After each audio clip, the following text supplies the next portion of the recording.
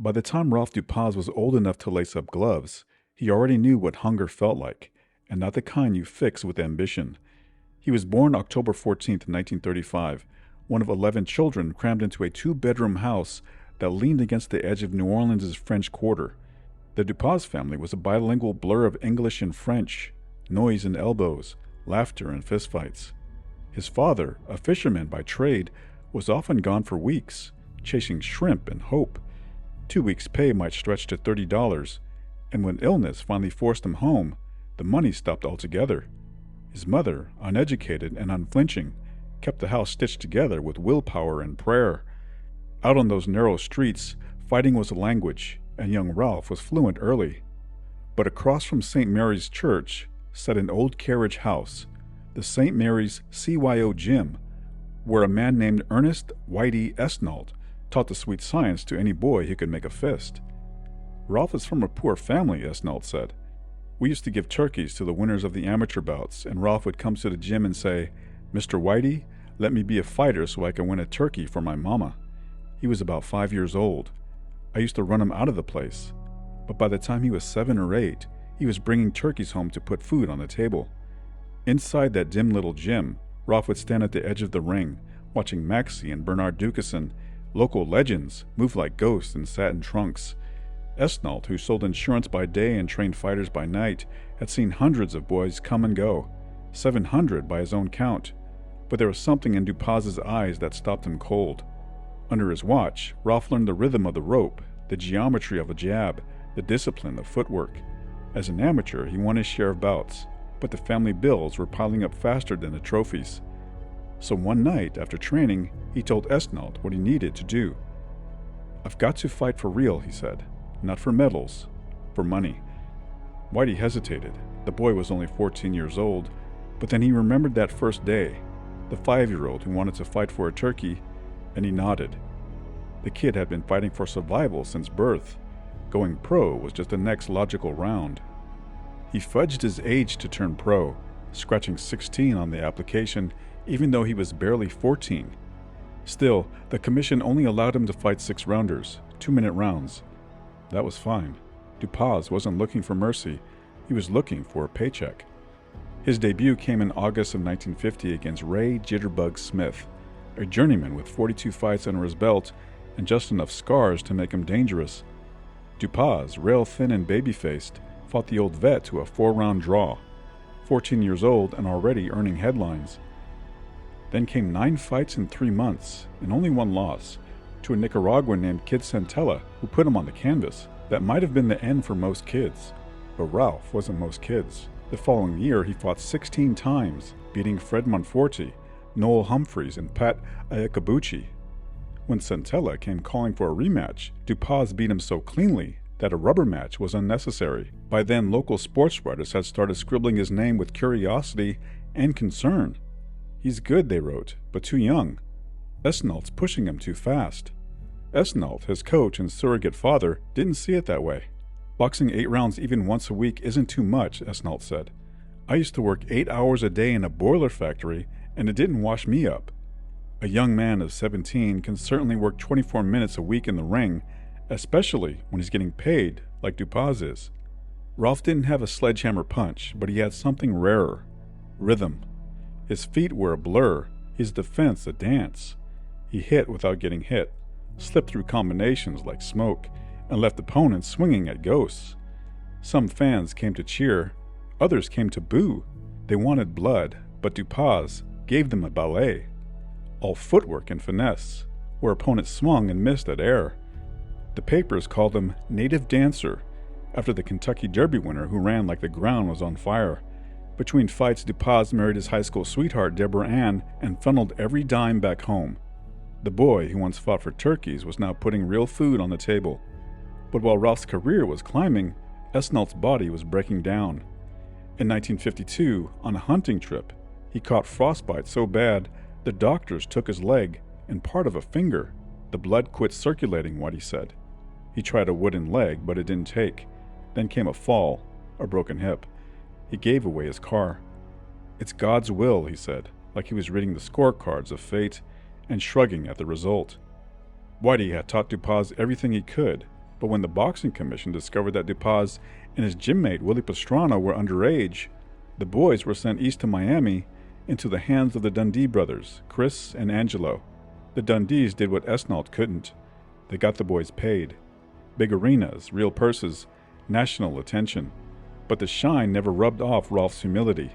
Angelo Dundee spoke about Dupas like he was something out of another time. He says, "Yes, sir, and no, sir," Dundee said. Quiet and respectful. One of the nicest kids I ever worked with. I often wondered how the hell he ever got mixed up in the boxing game.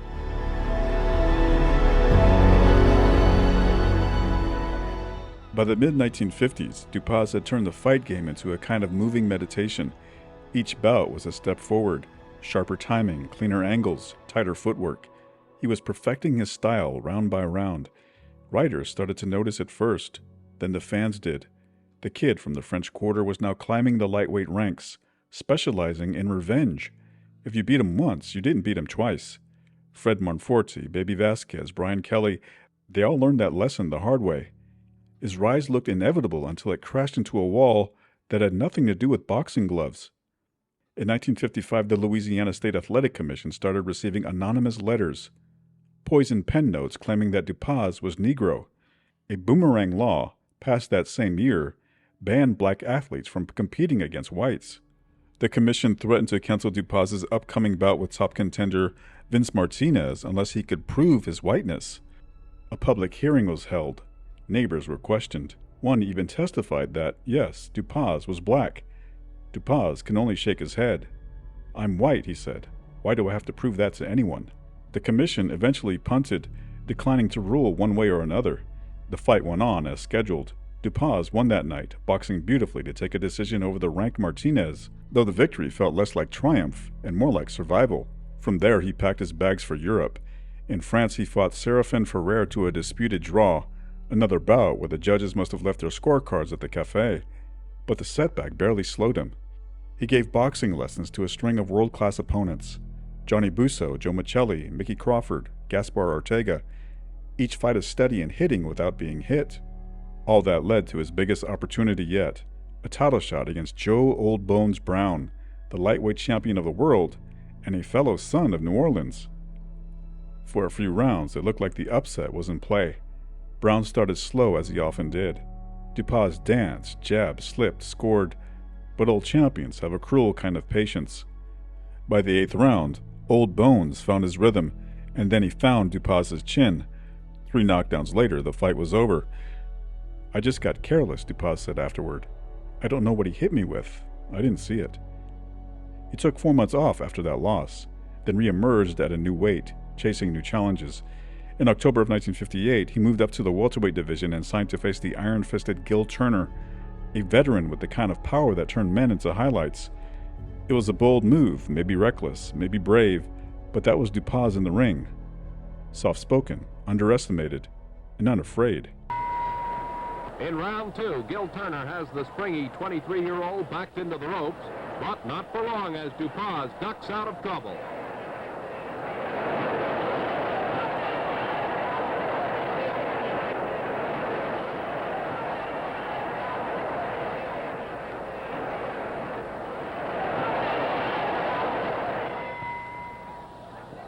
This is Ralph Dupas' 3rd fight in 3 weeks, but the heavy duty hasn't slowed up the dancing powder keg one bit.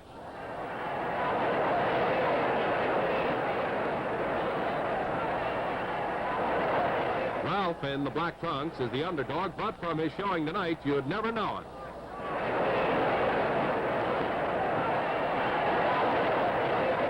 Dupas stands still long enough to bang Turner with right chops to the head, but Gil can't seem to find the range on his evasive opponent.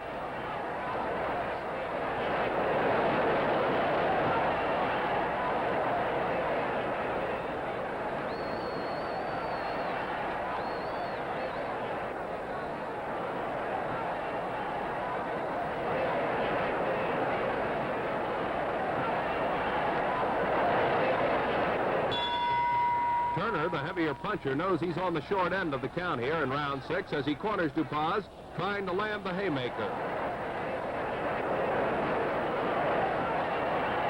Turner loves to fight inside, but Dupas isn't going along with Gill's plan. Turner is finding the Louisianan just too fast, and he's going to sit this one out.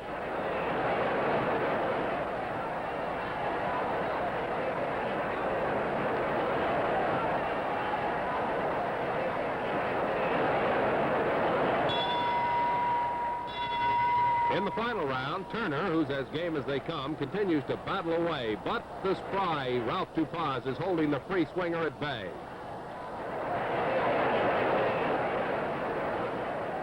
Dupas, who recently lost to lightweight champion Joe Brown, feels he has a better chance in the welterweight class.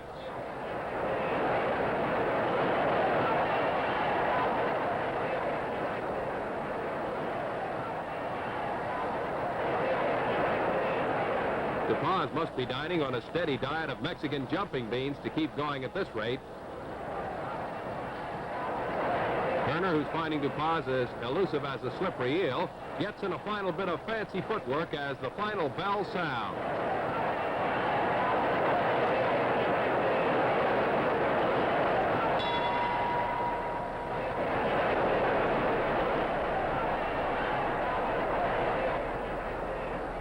Ralph Dupas scores a shutout victory over Gil Turner, winning every round on the cards of the three judges. Now he wants a title fight with the welterweight champion Virgil Akins real bad, and it should be a good one.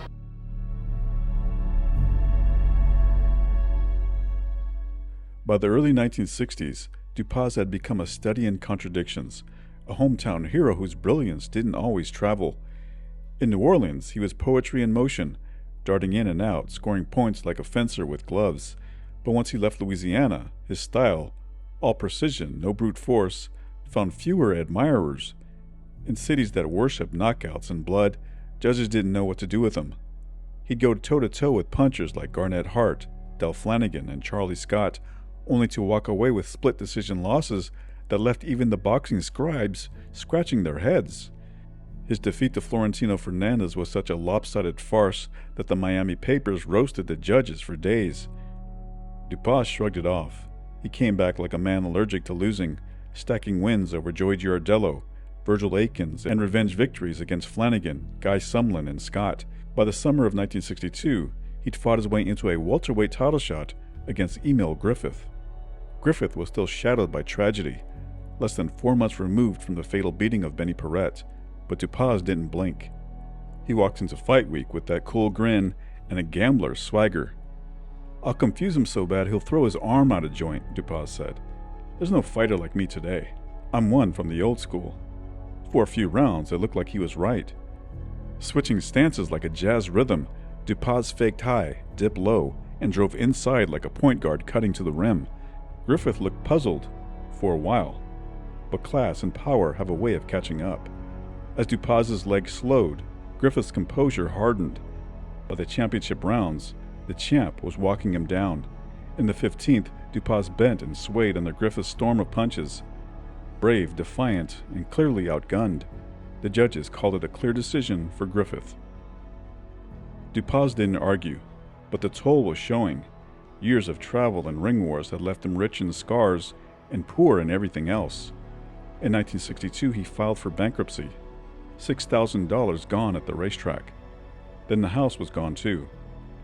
And yet when the opportunity came to fight the then 43-year-old Sugar Ray Robinson, Dupas said yes without hesitation. It was an easy sell for the promoter, the fading legend versus the fighter who refused to fade. Both trained at Miami's 5th Street Gym, where promoter Chris Dundee hung 2 signs outside.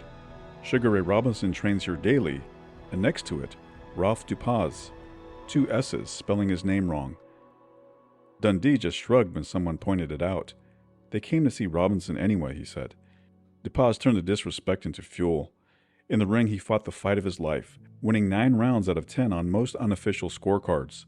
He tore into Robinson's body with both hands, snapped his head back with crisp combos. The crowd could feel it, the old master getting schooled by the quiet kid from New Orleans. And then came the verdict. Split decision for Robinson. The boos rained down before the ring announcer could even finish the sentence. Dupas stood there, eyes wide, disbelief mixing with heartbreak. His trainer, Angelo Dundee, was livid. "The worst decision I've ever seen," he told reporters.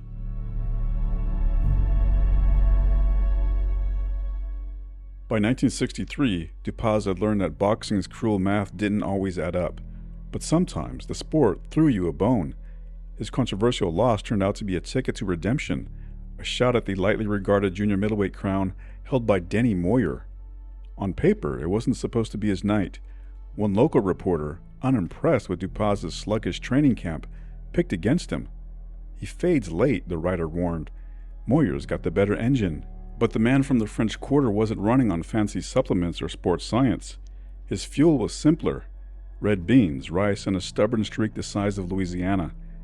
This time, Dupas came out meaner than usual, sharper, more deliberate. From the opening bell, he pushed the pace, piling up points and sticking to a simple but effective plan drawn up by his trainer, Angelo Dundee. Each round, Dupas stayed measured until he heard Dundee's voice over the roar of the crowd. 10 more, baby." That was the cue. The final 10 seconds. Dupas would unleash a flurry of punches, stealing rounds. For the most part, it worked. Moyer rallied late, clawing his way back in the 13th and 14th, and as Dupas slumped onto his stool before the final round, Dundee leaned in with one last sermon. "You've got your whole life crammed into these last 3 minutes," he told him. "Either you live or you die." Dupas nodded, then went out and lived. He outworked Moyer in the 15th. Sharp jabs, quick angles, just enough to convince the judges. When the final bell rang, the decision went his way. After 3 tries, he was finally a world champion. "It's the greatest thing that's ever happened in my life," Dupas said afterward.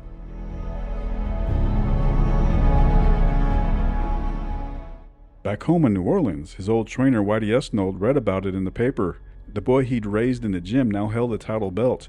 Pride gave way to frustration. He still believed he deserved a share of the success. So he took Dupas to court, claiming his interest in the fighter. A civil judge agreed, granting Esnold 10% of the Dundee brothers' 1/3 stake in Dupas. When the purse for the Moyer fight came through, Esnold cashed his check and laughed. "I got $97, he said, but it was better than nothing." Dupas defended his title once, a rematch with Moyer that drew only 2,500 fans to a 13,000-seat arena in Baltimore. It was a fine performance early. Dupas swept 9 of the first 10 rounds before fatigue set in, and Moyer rallied late. 3 months later, the defending champ traveled to Italy, where he met Sandro Masinghi, an underdog who didn't read the script. Masinghi stopped him in 9 rounds. They met again 3 months later in Australia.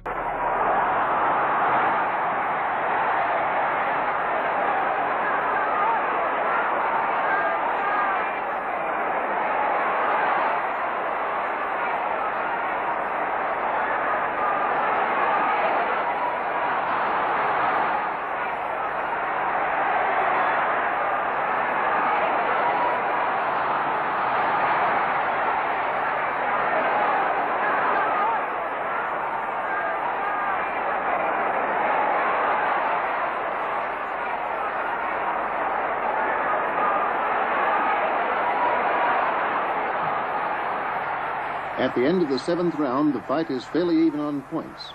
Dupas is not showing any signs of tiring and is still able to avoid most of his opponent's punches.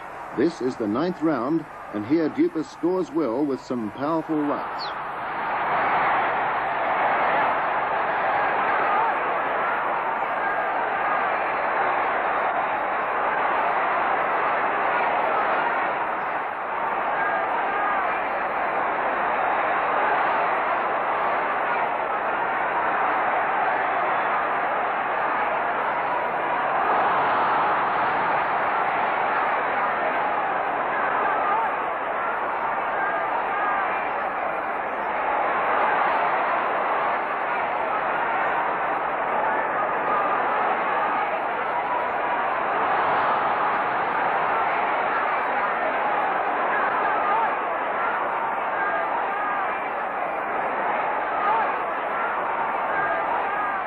Although Dupas landed the most punches in round 9, he lost points for holding on. The 10th was even, and now in the 11th round, Dupas gives his best performance of the fight.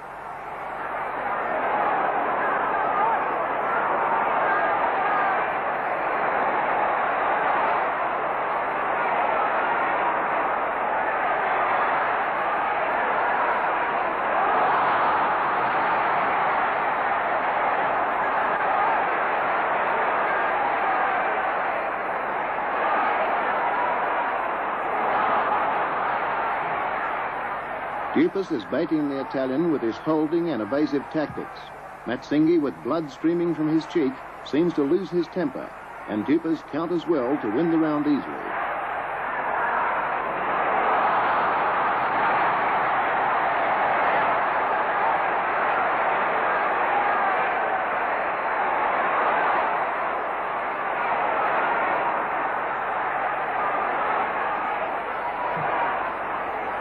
The fight could go either way after the 11th, but Dupas starts to tire in the 12th. Now, in round 13, he's an easy target for the strong finishing Matsingi.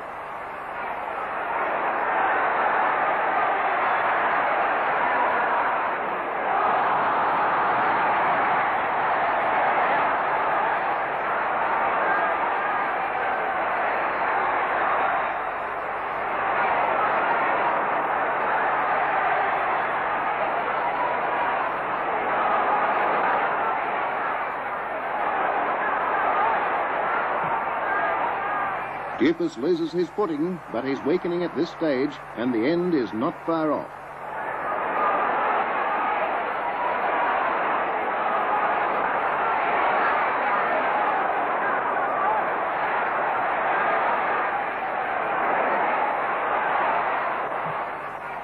Down goes Dupas. He struggles to beat the count, but he's quite helpless. Referee Patrick crowns Matsingi to save Dupas from further punishment. Matsingi wins by a knockout in round 13.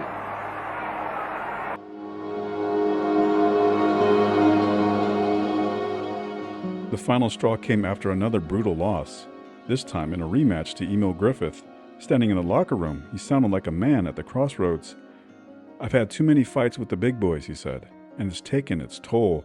I either need rest or I can't fight anymore." He went home to New Orleans and found his way back to the man who started it all, asking his old trainer, Mr. Whitey, for forgiveness.